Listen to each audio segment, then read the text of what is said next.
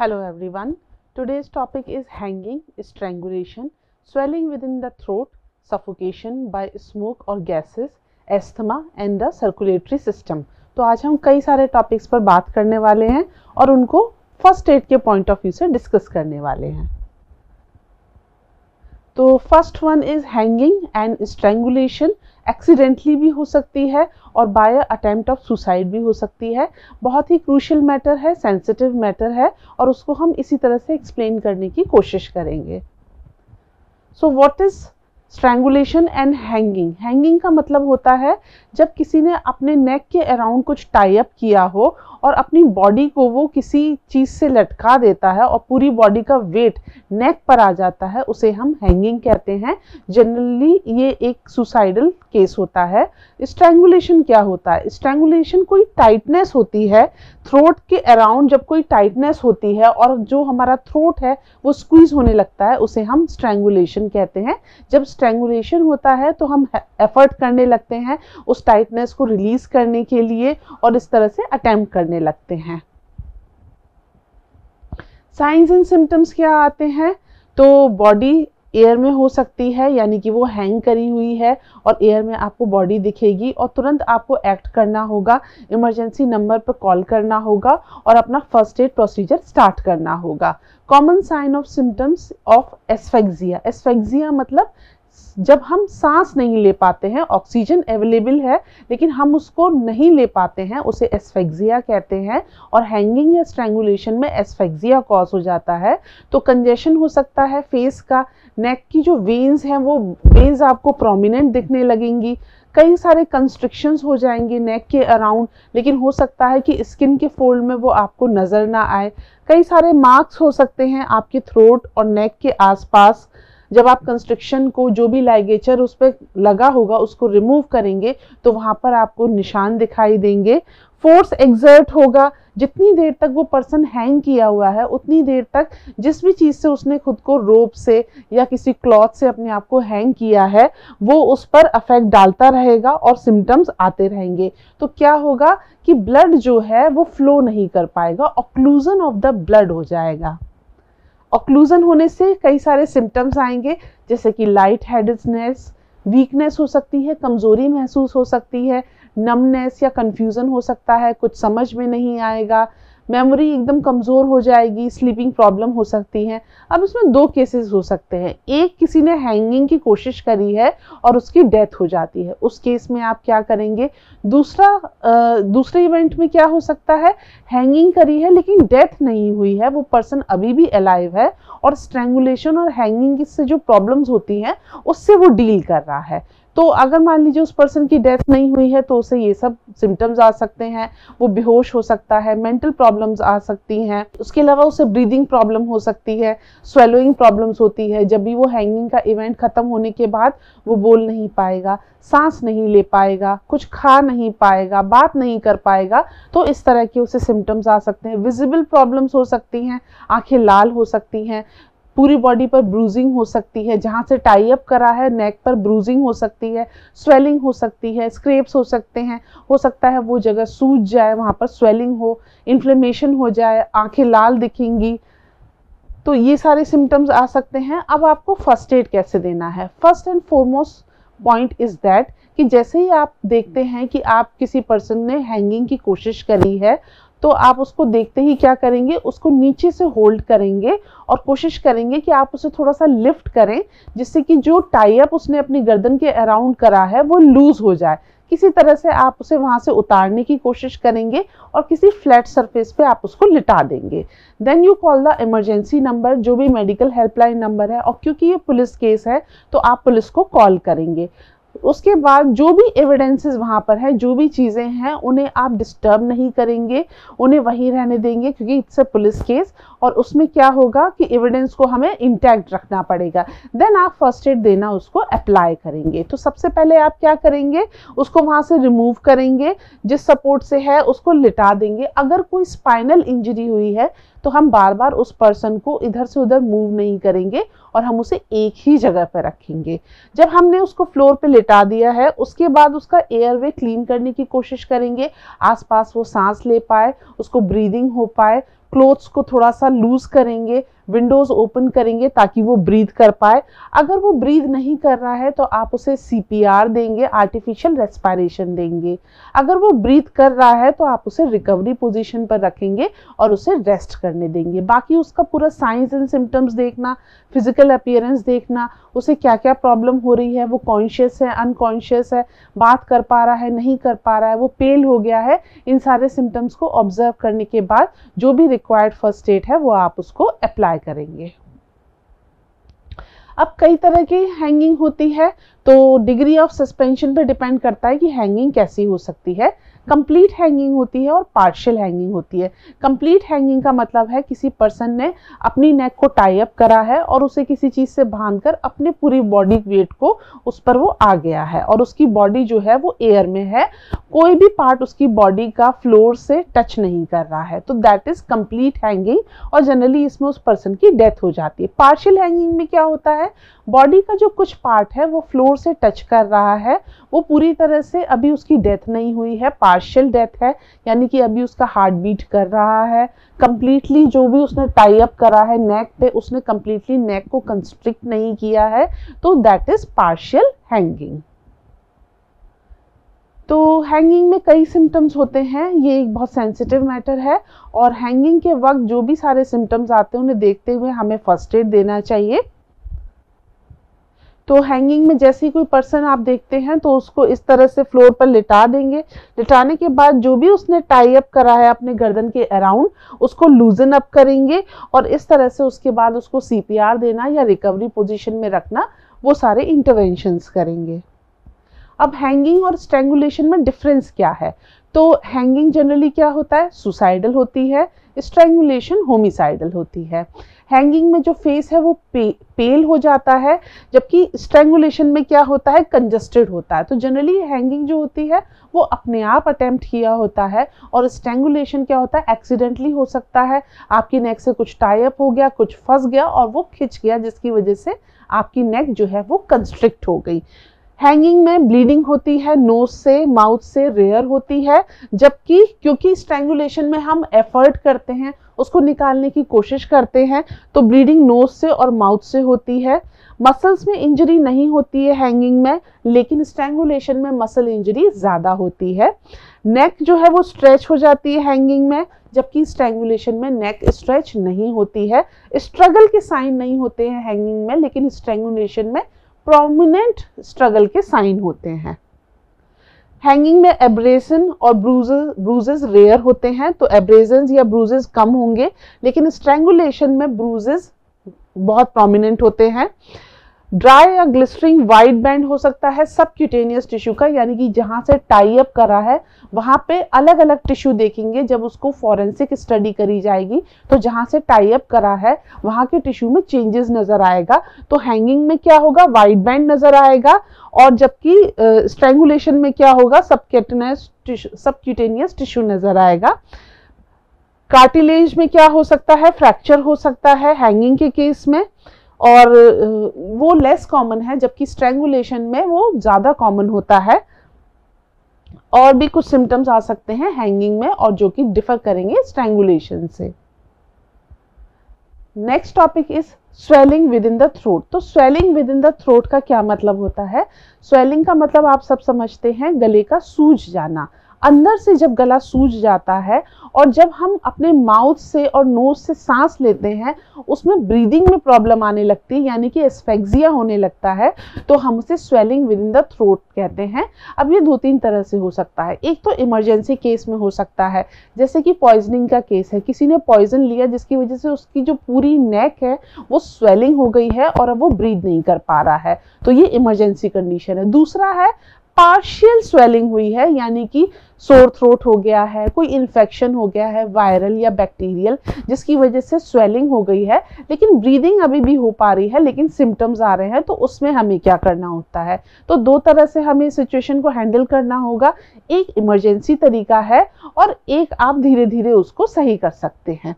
तो एक common condition होती है जिसे हम सोर थ्रोट कहते हैं, इसमें आप बात नहीं कर पाते हैं, बोल नहीं पाते हैं, कुछ खा नहीं पाते हैं, बहुत ज़्यादा स्क्रैचीनेस या डिस्कम्फर्ट होता है गले में और आपकी स्वेलिंग बहुत डिफिकल्ट हो जाती है।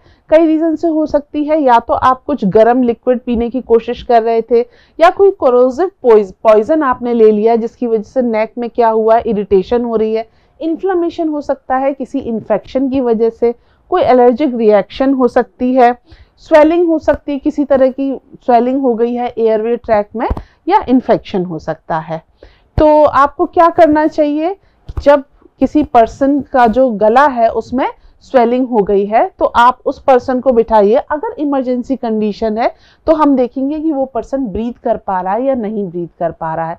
अगर वो ब्रीथ नहीं कर पा रहा है तो हमें क्या करना होगा, हेल्प बुलानी होगी और CPR स्टार्ट करना होगा। अगर वो ब्रीथ कर पा रहा है तो हम उसे रिकवरी पोजीशन में रख सकते हैं और प्रिवेंटिव मेजर्स दे सकते हैं जिससे कि उसकी कंडीशन इंप्रूव हो जाए या फिर ज़्यादा वर्स उसकी कंडीशन ना हो।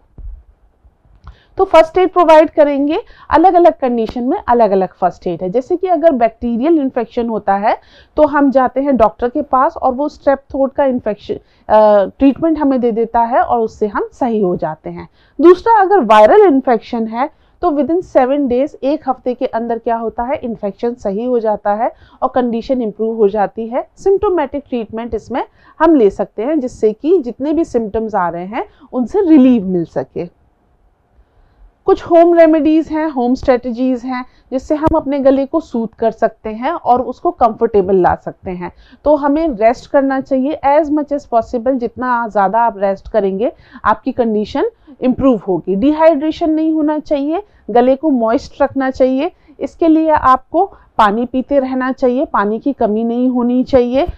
बच्चों को अगर ये प्रॉब्लम है तो उन्हें हम पॉप्सिकल्स दे सकते हैं, उससे थोड़ा सा रिलैक्स मिलेगा। गर्म पानी पी सकते हैं, उसमें थोड़ा सा नमक डाल के उसको थोड़ा हल्का ल्यूक वार्म करके हम उसे कंज्यूम कर सकते हैं, उससे गार्गल कर सकते हैं। Over the counter drugs they सकते हैं, कुछ कैंडीज वगैरह, लॉजेंजेस दे सकते हैं जो कि सोर थ्रोट के लिए यूज होती है। तो अगर 4 साल से ज़्यादा की उम्र है तो हम उसको लॉजेंजेस प्रोवाइड कर सकते हैं। कई और ड्रिंक्स भी दी जा सकती हैं, जैसे कि लेमन वाटर दिया जा सकता है, जिंजर टी दी जा सकती है, लिक्योराइज रूट एक्सट्रैक्ट भी दे सकते हैं या लिक्योराइज रूट टी भी दे सकते हैं। तो ये सारे मेजर्स हम कर सकते हैं। अगर गले में स्वेलिंग हुई है तो उस कंडीशन में हम ये फर्स्ट एड प्रोवाइड कर सकते हैं। नाउ सफोकेशन बाय स्मोक और गैसेस। अगर सफोकेशन हो जाता है, सफोकेशन का मतलब क्या होता है, मतलब होता है कि जो एयर है उस एयर के अंदर बहुत ज़्यादा स्मोक आ गई है, मिक्स हो गई है और उस एयर के अंदर आपकी बहुत सारी टॉक्सिक गैसें हैं वो आ गई हैं। तो जो अवेलेबल ऑक्सीजन है एयर में वो कम हो गई है और हम अच्छे से ब्रीथ नहीं कर पा रहे हैं। तो बहुत ज़्यादा कंसंट्रेशन जो है वो गैसेस की उसमें बढ़ गई है, अदर गैसेस की, और हमें ऑक्सीजन अवेलेबल नहीं हो पा रही जिसकी वजह से हम सांस नहीं ले पा रहे। एस्फेक्सिया की कंडीशन आएगी और इसको हम जनरली सफोकेशन कहते हैं। तो अगर स्मोक या गैसेस से सफोकेशन है या फिर एस्फेक्सिया है तो हम क्या करेंगे। तो 2 गैसेस होती हैं जो कि मोस्ट कॉमन है। एक है कार्बन मोनोऑक्साइड और दूसरी है कार्बन डाइऑक्साइड। कार्बन मोनोऑक्साइड जो है वो एक odourless, colourless, tasteless toxic gas है और वो क्या करती है, वो हीमोग्लोबिन में स्पेस ले लेती है जहां ऑक्सीजन होती है। तो जहां हमें ऑक्सीजन मिलनी चाहिए थी उसकी जगह हमें कार्बन मोनोऑक्साइड मिलने लगती है और उससे क्या होता है, हमें सफोकेशन होने लगती है। जब कंबशन सही तरह से नहीं हो पाता है तो क्या होता है, CO2 की जगह CO यानी कि कार्बन मोनोऑक्साइड प्रोड्यूस होने लगती है। जब ऑक्सीजन कम होती है और कंबशन हो रहा है तो CO2 ना प्रोड्यूस होके CO प्रोड्यूस होती है और उसे हम इनहेल कर लेते हैं। कार्बन डाइऑक्साइड में क्या होता है, CO2 कलरलेस, ओडरलेस गैस है लेकिन ये एयर से हैवी होती है, एयर से हैवी होती है और ये जितना सीवेज टाइप या वेल्स के आसपास जहाँ कुएं वगैरह होते हैं या माइंस होते हैं वहाँ पे CO2 की कंसंट्रेशन बहुत ज़्यादा होती है।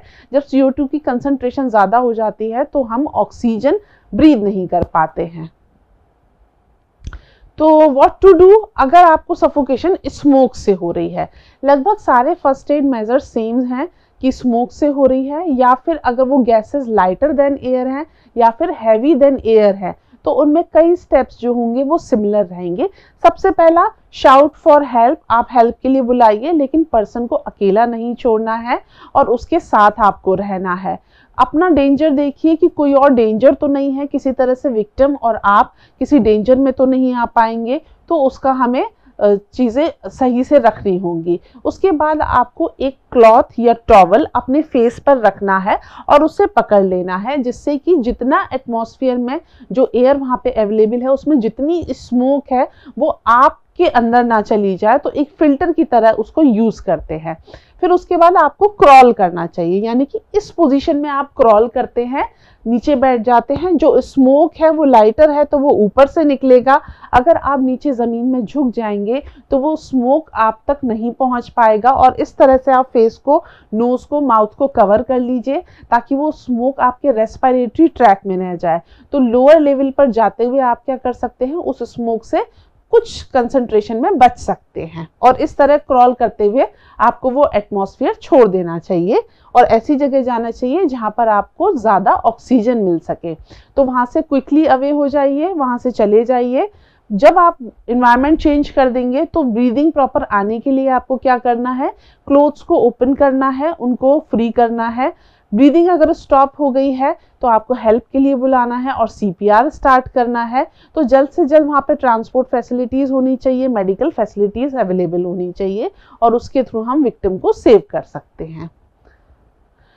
Now what to do in a case of victim suffering from suffocation by carbon monoxide और गैस लाइटर देन एयर।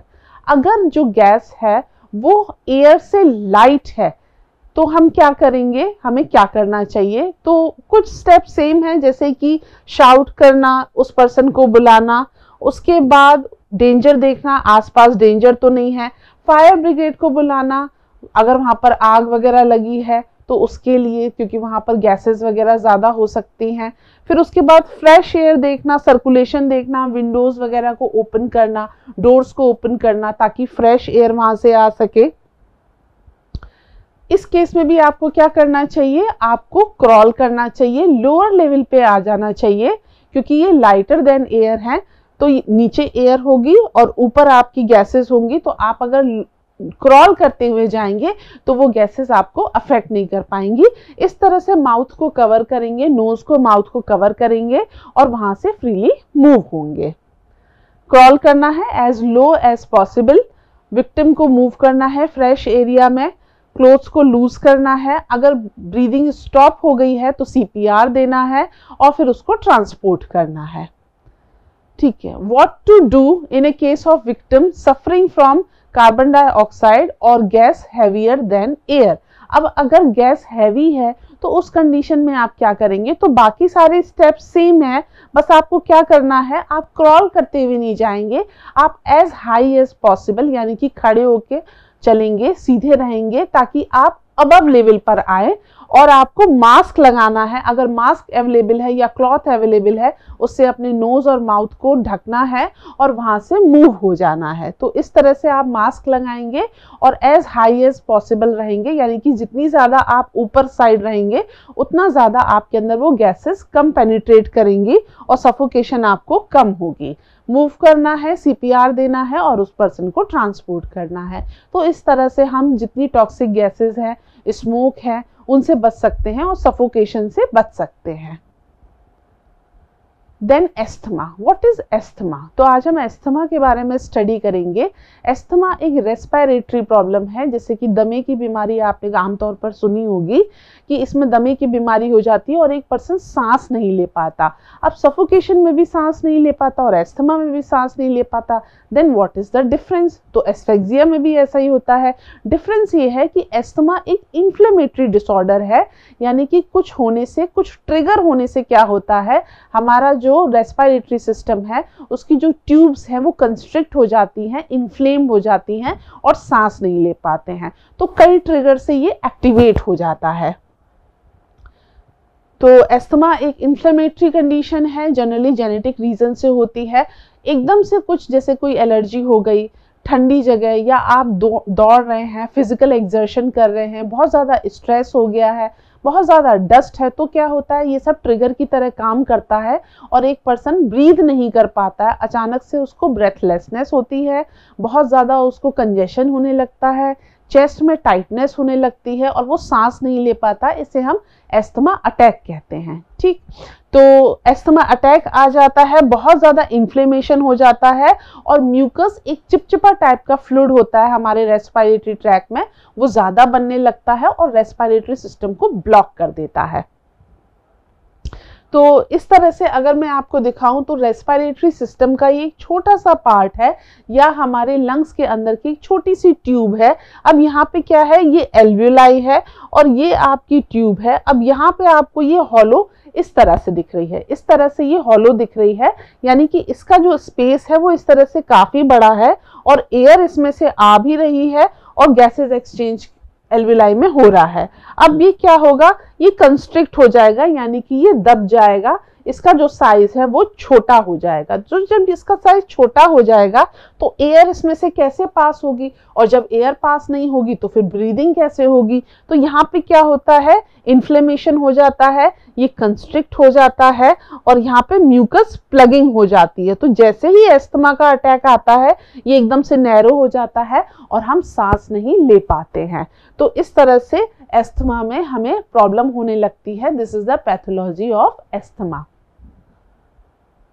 तो फर्स्ट एड देना चाहिए जैसे ही एस्थमा अटैक आया। ये इन्फ्लामेटरी डिजीज जो बहुत पतली पतली ट्यूब्स होती हैं एयर की हमारे रेस्पिरेटरी सिस्टम की, उसको ब्लॉक कर देती है, तो हमें उसमें फर्स्ट एड देना चाहिए। कॉमन सिम्टम्स क्या आते हैं, आप कैसे पता करेंगे कि एक पर्सन को एस्थमा अटैक हो रहा है और वो सांस नहीं ले पा रहा है, उसे ये प्रॉब्लम हो रही है। तो वार्निंग साइन होते हैं कि वो कुछ बोल नहीं पाएगा, सांस नहीं ले पाएगा, वो अपने चेस्ट को पकड़ लेगा, उसे बहुत ज़्यादा कंजेशन होगा, बहुत थकान सी लगेगी, उसके लिप्स के अराउंड ब्लूनेस दिखेगी, नीलापन दिखेगा और वो थोड़ा थोड़ा बेहोश होने लगेगा, उसकी कॉन्शियसनेस कम होने लगेगी। तो ये कुछ सिम्टम्स आने लगते हैं। तो सिम्टम्स शॉर्टनेस ऑफ ब्रीदिंग, सांस नहीं ले पाएंगे, और चेस्ट टाइटनेस, पेन होने लगेगा, सीने में दर्द होने लगेगा, खांसी आ सकती है, वीजिंग हो सकती है। What is wheezing? वीजिंग का मतलब होता है एक सांस लेने में जब सीटी जैसी आवाज आने लगेगी, विसल जैसी साउंड आने लगेगी, तो हम उसको वीजिंग कहते हैं। तो ये कॉमन साइन होता है, बच्चों में भी अक्सर दिखता है। तो कफिंग और वीजिंग हो सकती है। फर्स्ट एड कैसे देंगे? तो फर्स्ट एड देने के लिए तो पहले तो आपको आइडेंटिफाई करना पड़ेगा कि उस पर्सन को एस्थमा का अटैक आया है। फिर उसकी कंडीशन देखनी होगी कि उसकी फिजिकल मेंटल कंडीशन कैसी है, उस हिसाब से आपको उसको मेजर्स देने होंगे, मेजर्स प्रोवाइड करने होंगे। तो सबसे पहले आप उसको एक कंफर्टेबल पोजीशन में बिठा देंगे, और अगर आपको खुद को अटैक आ रहा है और वहाँ पे कोई पर्सन अवेलेबल नहीं है तो आप एक कंफर्टेबल पोजीशन में बैठ जाएंगे। मेडिकेशन जो होती है एस्थमा पेशेंट की जनरली उनके पास होती है, उनके पास एक इन्हेलर होता है जिसमें मेडिसिन होती है और वो उससे पफ लेते हैं, अपने रेस्पिरेटरी सिस्टम में सांस लेते हैं, दवा लेते हैं और तुरंत फिर वो थोड़ी देर में रिलीव हो जाते हैं और उनका जो एस्थमा अटैक होता है वो ठीक हो जाता है। तो हम देखेंगे उस पर्सन के पास मेडिसिन हैं क्या, तो मेडिसिन उसकी फाइंड आउट करेंगे कि उसके पॉकेट में है या उसके बैग में है। मेडिसिन को निकालेंगे और उस पेशेंट को असिस्ट करेंगे कि वो किस तरह से उस मेडिसिन को ले सकता है। उस पर्सन को काम रखना है, फिर देखना है कि वो कैसा फील कर रहा है। अगर वो ड्राउजी फील कर रहा है, वो अनकॉन्शियस है, तो हमें क्या करना होगा, हमें देखना होगा कि उसकी कंडीशन सही हुई है या नहीं हुई है। वो अगर अनकॉन्शियस भी है तब भी हमें उसकी ब्रीदिंग को चेक करना होगा। जैसे ही आपको डाउट फील हो तो आपको इमरजेंसी को कॉल करना होगा, एस्थमा की मेडिसिन देनी होगी। तो एस्थमा की जो पंप्स आते हैं वो कुछ इस तरह के आते हैं, यहाँ पे मेडिसिन लगी होती है इसके अंदर। जब इसको प्रेस किया जाता है तो इसमें से वो ड्रॉपलेट के थ्रू हमारे रेस्पिरेटरी सिस्टम में चला जाता है। तो कई तरह के इन्हेलर्स होते हैं, रिलीवर्स होते हैं, प्रिवेंटर होते हैं। रिलीवर्स का मतलब है जैसे ही आपको एस्थमा का अटैक आएगा और उसके बाद आप ये इन्हेलर्स यूज करेंगे तो आपको एस्थमा अटैक सही हो जाएगा। दूसरा होता है रेगुलर बेसिस पर आप ये इन्हेलर यूज करते रहते हैं जिससे आपको एस्थमा नहीं होता है, और इसको हम प्रिवेंटर्स कहते हैं। तो जनरली इसमें कौन सी दवा होती है? जनरली इसमें सैल्ब्यूटामॉल होती है और ये हमारे एयरवे तक पहुंच जाती है और हमें रिलीव करा देती है। अब क्यों होता है ये? इसके कई रीजंस हैं। तो जेनेटिक रीजन हो सकता है, इसमें थ्योरी क्लियर नहीं है, आइडेंटिफाइड थ्योरी नहीं है कि अस्थमा क्यों किसी को होता है या किसी को क्यों नहीं होता है। किस वजह से होता है? तो बहुत सारी एलर्जीज से हो सकता है। कभी कभी हम घर की क्लीनिंग या डस्टिंग करते हैं और हमें सडनली खांसी जुकाम होने लगता है, तो इस तरह के डस्ट पार्टिकल से आपको एलर्जी हो सकती है, उससे भी आपको अस्थमा ट्रिगर हो सकता है। तो कई सारे रीजन से हो सकता है। एक तो हो सकते हैं एलर्जेन सच एस पोलन वगैरह, फूलों से जो पोलन्स निकलते हैं, प्लांट ओरिजिन के जो पोलन्स होते हैं, कॉकरोचेस, मोल्ड्स वगैरह से हो सकता है।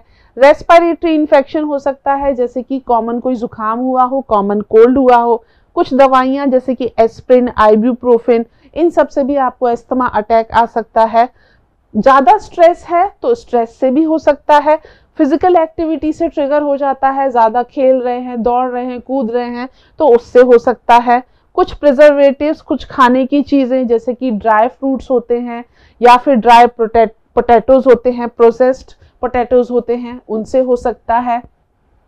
एयर पॉल्यूशन से हो सकता है, बहुत ज्यादा स्मोक से हो सकता है, ठंडी हवा से हो सकता है, या आपको कोई गैस्ट्रो ईसोफेगल गर्ड नाम की एक बीमारी होती है, वो अगर हो गया है तो उससे आपको अस्थमा ट्रिगर कर सकता है।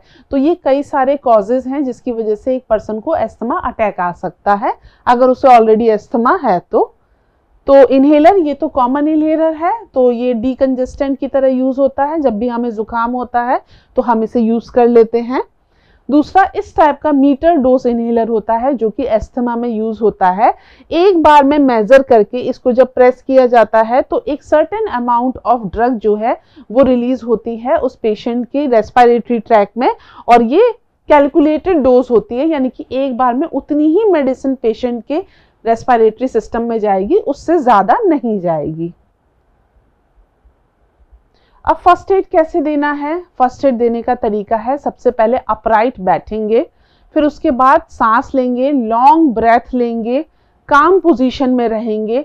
तो सिट अपराइट में जहां पर भी हैं आप वो काम छोड़ देंगे और सीधे बैठ जाएंगे, क्योंकि आपको लेटे नहीं रहना है। लेटे रहेंगे तो उससे प्रॉब्लम और ज्यादा बढ़ेगी। सांस लेना है, ब्रीथ करना है ताकि हाइपर वेंटिलेशन ना हो। फिर उसके बाद आप जो भी स्टेप ले रहे हैं वो आराम से सोचते हुए लेंगे, ताकि अगर आप ज़्यादा स्ट्रेस लेंगे तो क्या होगा, आपका अस्थमा और ज़्यादा सीवियर होता जाएगा। तो आप कामली उस सिचुएशन को डील करेंगे जिससे कि ज़्यादा कॉन्स्ट्रिक्शन ना हो और ज़्यादा एयरवे की प्रॉब्लम ना हो।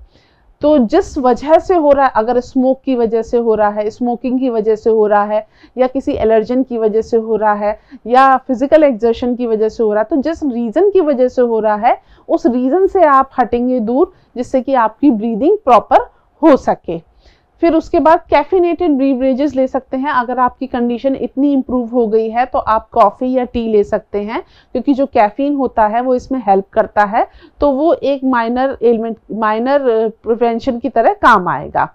मेडिकल हेल्प तुरंत लेनी चाहिए। जैसे ही आपको कुछ समझ नहीं आ रहा है, वीजिंग हो रही है, कफिंग हो रही है, सांस नहीं ले पा रहे हैं, तुरंत मेडिकल ट्रीटमेंट लेना चाहिए। विदाउट इनहेलर, कभी भी अस्थमा के पेशेंट को इनहेलर के बिना घर से बाहर नहीं जाना चाहिए। अपना इनहेलर अपने पास रखना चाहिए, चाहे काफ़ी समय से उसे अस्थमा अटैक नहीं भी आया हो तब भी। तो अस्थमा को कांस्टेंट केयर चाहिए। तो फर्स्ट एड यूज करने के लिए सबसे पहला, अपराइट पोजीशन में बैठेंगे, काम रहेंगे, रीएश्योर रहेंगे, उस पेशेंट को अकेला नहीं छोड़ेंगे। मेडिकेशन देंगे, सबसे पहला जो उसका इनहेलर है उसे शेक करेंगे और फिर उसको स्पेसर को यूज करके पफ्स देंगे। देन उसके बाद अगर इम्प्रूवमेंट नहीं होता है, हर 4 मिनट में आपको क्या करना है, पफ देने हैं, 4 पफ्स एवरी 4 मिनट। तो जब तक मेडिकल इमरजेंसी नहीं आ जाती, हर 4 मिनट के अंदर आपका जो इनहेलर है उससे आप 4 बार पुश करते हुए उसको पफ देंगे। Next is circulatory system.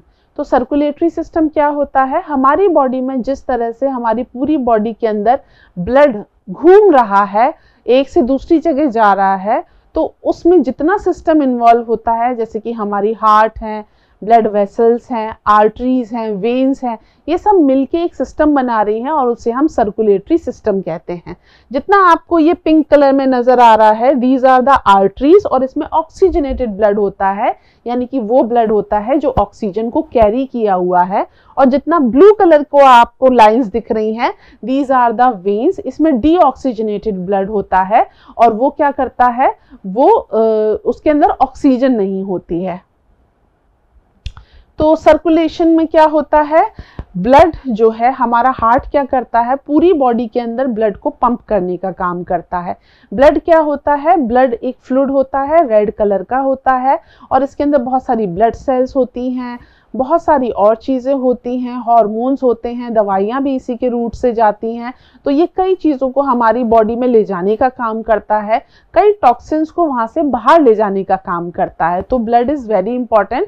Circulation में क्या होता है, कोरोनरी सर्कुलेशन है, हार्ट के अंदर ही जो सर्कुलेट हो रहा है ब्लड, उसे कोरोनरी कहते हैं। पल्मोनरी यानी कि लंग से रिलेटेड, सिस्टमिक यानी कि पूरी बॉडी के सेल्स से रिलेटेड, उसको हम सिस्टमिक सर्कुलेशन कहते हैं। सर्कुलेटरी सिस्टम, इन सब चीज़ों से मिलके जो एक सिस्टम बना है उसको हम सर्कुलेटरी सिस्टम कहते हैं। जैसे कि जो हमारा हार्ट है, जो हमारी ब्लड वेसल्स हैं, वो पूरी बॉडी में जाती हैं और सर्कुलेटरी सिस्टम बनाती हैं। अब ये कैसे काम करता है, हार्ट के 4 पार्ट होते हैं, उसमें 2 वेंट्रिकल्स होते हैं और 2 एट्रियम होते हैं। तो इस तरह से यहाँ पे आपको एक रेड पार्ट दिख रहा है, एक ब्लू पार्ट दिख रहा है, ये 2 पार्ट आपको दिख रहे हैं। ये डीऑक्सीजनेटेड ब्लड के साथ डील करता है, ये ऑक्सीजनेटेड ब्लड के साथ डील करता है और इसमें 4 चैम्बर होते हैं। तो 1 2 3 4 इस तरह से 4 चैम्बर होते हैं, ठीक है। अब जितना मान लीजिए जो हमारा हार्ट है वो ब्लड को पंप कर रहा है, ऑक्सीजनेटेड ब्लड इस पार्ट में आ गया और ऑक्सीजनेटेड ब्लड हमारी पूरी बॉडी में हार्ट ने पंप कर दिया। वो लिवर के पास गया, डाइजेस्टिव सिस्टम में गया, किडनी में गया, लेग्स में गया, हर जगह जितना भी ऑक्सीजनेटेड ब्लड था वो सारा का सारा ऑर्गन्स में चला गया, ठीक है। जब वो ऑक्सीजनेटेड ब्लड सारा और ऑर्गन्स में चला गया तो वहां से वो ऑक्सीजन को वहां दे देगा और वहां से CO2 को ले लेगा और वो हो जाएगा डीऑक्सीजनेटेड ब्लड। तो ये सारे ऑर्गन्स क्या करेंगे, डीऑक्सीजनेटेड ब्लड को फिर वापस से कहाँ पहुंचाएंगे, हार्ट के अंदर। ये सब जगह से डीऑक्सीजनेटेड ब्लड आएगा और हार्ट में आएगा, हार्ट के इस पार्ट में आएगा और यहाँ से पंप होते हुए अब ये ब्लड सीधे हार्ट के दूसरे पार्ट में नहीं जाएगा, यहाँ से ये जो ब्लड है ये लंग्स में जाएगा और लंग्स से जाने के बाद फिर ये यहाँ ऑक्सीजनेटेड होगा। ब्लड को डीऑक्सीजनेटेड से ऑक्सीजनेटेड करने का काम कौन करता है, वो लंग्स करते हैं। तो लंग्स के पास डीऑक्सीजनेटेड जाएगा और ये ऑक्सीजनेटेड ब्लड यहाँ से फिर से हार्ट को देगा और ये ऑक्सीजनेटेड ब्लड को फिर से एओर्टा के थ्रू पूरी बॉडी में सप्लाई करेगा। तो इस तरह से और दिखाया हुआ है, यहाँ से देखिए डीऑक्सीजनेटेड ब्लड हमारी पूरी बॉडी से कहाँ गया, हमारे हार्ट में, हार्ट से फिर ये कहाँ गया, लंग्स में, लंग्स में ये ऑक्सीजनेटेड हो गया, ऑक्सीजनेटेड होने के बाद फिर से कहाँ गया, हार्ट में, हार्ट ने ऑक्सीजनेटेड ब्लड फिर से पंप कर दिया और वो पूरी बॉडी में पहुंच गया। तो इस तरह से हार्ट की फिजियोलॉजी काम करती है। ये तरीका है हमारे हार्ट के काम करने का और ये सर्कुलेटरी सिस्टम का पार्ट है। कई सारी वेसल्स हार्ट के ऊपर भी होती हैं जो कि हार्ट को ब्लड सप्लाई करने का काम करती हैं, जिससे हार्ट वर्क कर सके। तो इस तरह से हमने देखा स्टेप 1 में कैसे हार्ट हमारा काम करता है। तो सबसे पहले जो हार्ट है वो एट्रिया हमारा फिल होगा, एक डीऑक्सीजनेटेड ब्लड से, एक ऑक्सीजनेटेड ब्लड से। फिर उसके बाद क्या होगा, ये जो एट्रिया है ये यहाँ कॉन्ट्रैक्ट कर देगा, स्क्वीज कर देगा, बैलून की तरह होता है, स्क्वीज कर देगा। जब भी यहाँ से स्क्वीज होगा तो जितना ब्लड यहाँ पे था डीऑक्सीजनेटेड वो इस वेंट्रिकल में जाएगा और जितना ऑक्सीजनेटेड यहाँ पे था वो इस वेंट्रिकल में जाएगा। This is the step 2। Step 3 में क्या होगा कि जो एट्रियम है उसमें फिलिंग स्टार्ट हो जाएगी और जो वेंट्रिकल्स हैं, जो नीचे के 2 चैम्बर हैं, ये बैलून की तरफ फिर स्क्वीज हो जाएंगे और ये ब्लड को क्या करेंगे, ये लंग्स की तरफ जाएंगे और ये यहाँ से पूरी बॉडी की तरफ एओर्टा के थ्रू हमारी पूरी बॉडी में ऑक्सीजनेटेड ब्लड सप्लाई हो जाएगा और यही साइकिल बार बार रिपीट होती रहती है। अब ब्लड वेसल्स कैसी होती है, ब्लड वेसल्स होती हैं पाइप जैसी, हमारी पूरी बॉडी में पाइप जैसी ट्यूब्स हैं और ये ट्यूब्स क्या करती हैं, ब्लड को सप्लाई करने का काम करती हैं। ये ट्यूब्स 3 तरह की होती हैं, एक होती है आर्टरी, एक होती है वेन और एक होती है capillary. Artery oxygenated blood, when deoxygenated, और कैपिलरी इन दोनों के बीच में एक कांटेक्ट बनाती है। बहुत पतली पतली जो ट्यूब्स या वेसल्स होती हैं उसे हम कैपिलरी कहते हैं। तो इस तरह से आर्टरी है, आर्टरी इलास्टिक फाइबर की बनी होती है और ये बहुत ज्यादा स्ट्रेच हो जाती है। फिर उसके बाद वेन है, वेन थिन मसल की बनी होती है और ये हमारे डीऑक्सीजनेटेड ब्लड को ले जाने का काम करती हैं। ये कैपिलरी है, ये सिंगल सेल की बनी होती हैं और कैपिलरी का अगर आप मैकेनिज्म देखेंगे तो यहाँ से ये आर्टरी आ रही है, यहाँ से ये वेन आ रही है। तो आर्टरी और वेन दोनों आ रही हैं और पतली पतली ये जो जा रही हैं इसमें ये कैपिलरीज हैं। ये बॉडी के सेल हैं, हमारी बॉडी के जो सेल्स होते हैं वो सेल्स हैं और यहाँ पर ये क्या करती हैं, एक्सचेंज करने का काम करती हैं। तो जो भी फ्लूइड एक्सचेंज वगैरह हो रहा है तो ये कनेक्शन बनाती है आर्टरी और वेन के बीच में। अब ब्लड क्या होता है, तो ब्लड सर्कुलेटरी सिस्टम का पार्ट है। ब्लड जो है वो क्या करता है, जितने न्यूट्रिएंट्स हैं वो ब्लड में आ जाते हैं।